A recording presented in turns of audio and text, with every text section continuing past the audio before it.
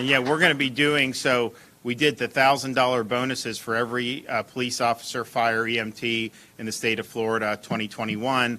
We did it 2 years in a row, so it's in this year's next year's budget, starting July 1st. Same thing that's going to have this money. So every single police officer, sheriff's deputy, firefighter, they're going to get probably sometime this summer. They're going to get another $1,000 bonus. So that'll be 2 years in a row that we did it.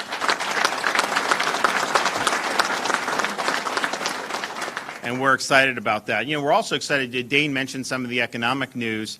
We had, in 2021, we set a record in this state for domestic tourism. And a lot of people thought that tourism would really suffer, because of COVID.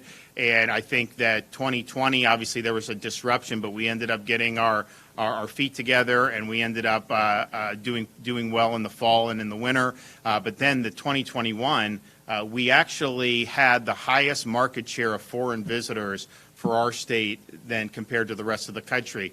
So we typically would get 20% of foreign visitors would come to Florida. 2021, or most recently, we got over 44% of foreign visitors are coming to Florida. New York is number 2. They were in the 20s. New York used to always be number 1, and we would usually be second or third or fourth.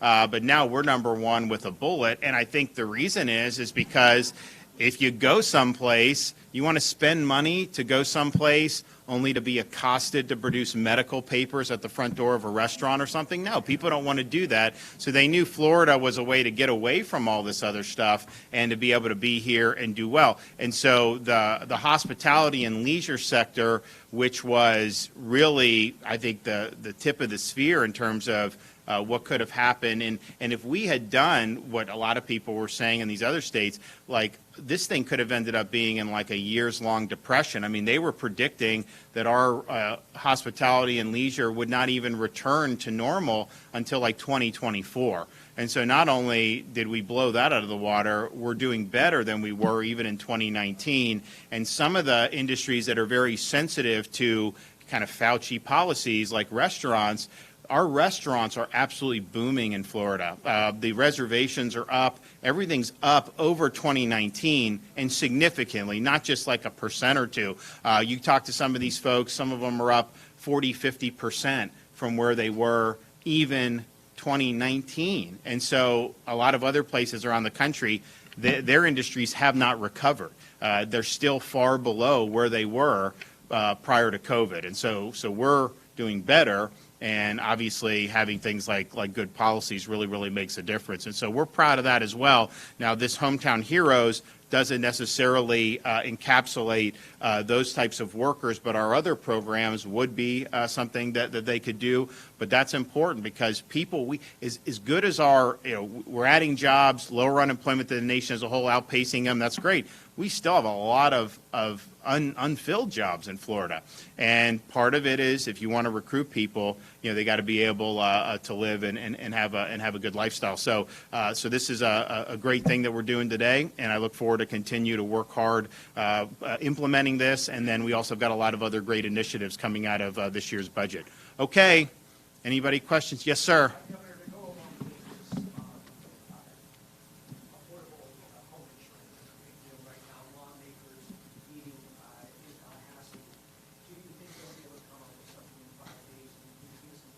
Oh, yeah, no, I think they will. I mean, look, this homeowners insurance, this has been something that's been a problem in the state for a long time. We did do a bill last year. It had some good stuff in it. It did not have everything that I wanted to see. It was the legislature would only yield so much. And so while there were some positives out of that, I don't think it fixed the underlying problems. And so they need to tackle it. I think that they're going to do a really good job because people realize, we don't want to be in a situation where hundreds of thousands of people are losing their policies and getting dumped on citizens. There's going to be some stuff in there that is going to be, I think, very positive for individual homeowners. For example, there was a program that had not been funded, I think, in the last 10 years called My Florida Home, which will provide grants for people to make hurricane-related improvements to their house. And then what you can do is you then get a discount on your insurance rates. I think that that's something that will be very, very good. But they need to also tackle the scamming that goes on in this market. The idea that like somehow you have like one shingle off the roof, and then some lawyer comes in, and then they end up doing this. There's a big lawsuit. That is not going to lead to lower rates for people or even stabilizing the market. And so I think that they need to tackle it. I think people understand that they're going to tackle it, and I think that we should have a very, very positive outcome because people realize you got to get this done. And it is something where if you're looking to buy in to Florida, to be able to have access to affordable insurance is very, very important. And we have more perils in Florida than some other parts of the country, and so we kind of understand that. But if you look at the way this market functions and the huge amount of litigation that it spawns compared to every other state, we obviously have some underlying issues that need to be addressed. So hopefully they'll be able to do it, and we'll be able to get a great product. But I am confident that they will. Yes, ma'am. Governor DeSantis, would you consider cutting every Florida taxpayer a check with this record surplus so every Floridian can get a new year of $1 to really tough time? Well, we just did a big budget surplus, or excuse me, a big tax cut, the biggest tax cut that we've ever had. So those are going to be implemented as we go. So, for example, starting July 1st, you have a full year of no tax on things like diapers and baby clothes. Now, we still have one in diapers, and so that's going to help. It was not my idea. It was the legislator's idea. But I think it's a good idea. My wife's like, why didn't you do this in 2019 when they were all in diapers? But it is what it is. So we do that. So there'll be holidays for fuel. There'll be holidays for back to school. There'll be a lot. There's actually great sales tax, no sales tax for some of the home improvements, for windows and things like that. That'll really make a difference as well. So we've got a big package. I think what we're going to do, and we'll be laying out proposals about what we do going forward. Part of the reason I think we're in a good position is you look at what's going on in Washington. I think most people are looking at these as being very, very problematic times for the national economy and where we could be headed. So we're going to have the ability to provide a cushion for the people of Florida in terms of that.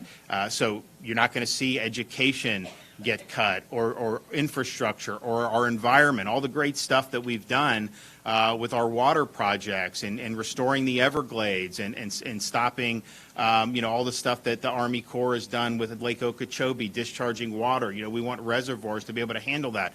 So we're going to continue doing that 100%. Now, we are going to look to see, okay, here we are.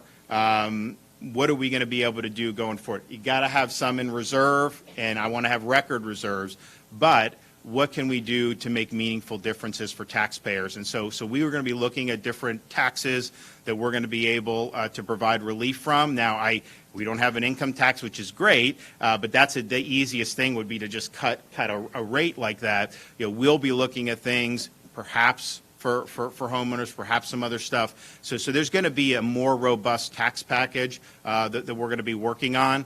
But at the end of the day, I think that we've been very, very prudent. I mean, we've lowered taxes every year since I've been governor, and we have record revenue, even with no income tax, and we have one of the lowest, if not the lowest, per capita tax burdens in the country. So that's really the way you do it.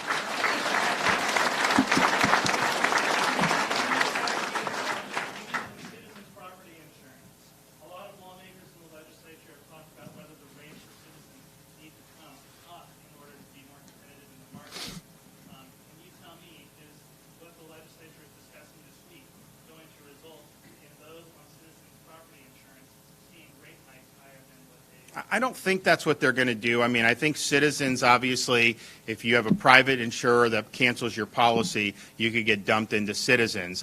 Citizens, the rate is actuarially, below what an actuarial rate would be. We know that. We understand there's problems with it. It's really meant to be a stopgap. It's not the ultimate solution. But I think what they're going to focus on is stabilizing the overall insurance market, making sure that we don't have massive cancellations, providing protection against, for example, with, we've got there's some of these insurers like USA, they don't do very much in terms of homeowners in Florida. It's a great, veterans love it. It's a great place. I would love for that to be here. So we want to be able to attract more people to be able to offer this for people. And then if someone raises, then you have the ability, on the other hand, to shop around and have other options like you do in other types of insurance. So I think it's stabilizing the private market. We are going to do, I think they're going to do relief for individual homeowners with the improvements that will generate more favorable rates as well. But I think that's really been the problem. Now, we do have more people on Citizens than we did, 4 or 5 years ago. Now, there used to be like 1.7 million. Now I think that there's 800,000, but we were at 500,000 just a few years ago. So that's not a good trend, but I don't think you can really deal with that until you stabilize the overall market. So that's what we're going to be trying to do, and I think the legislature will be able to get that done. All right, guys, great to see you. We'll be back soon. Yeah. What?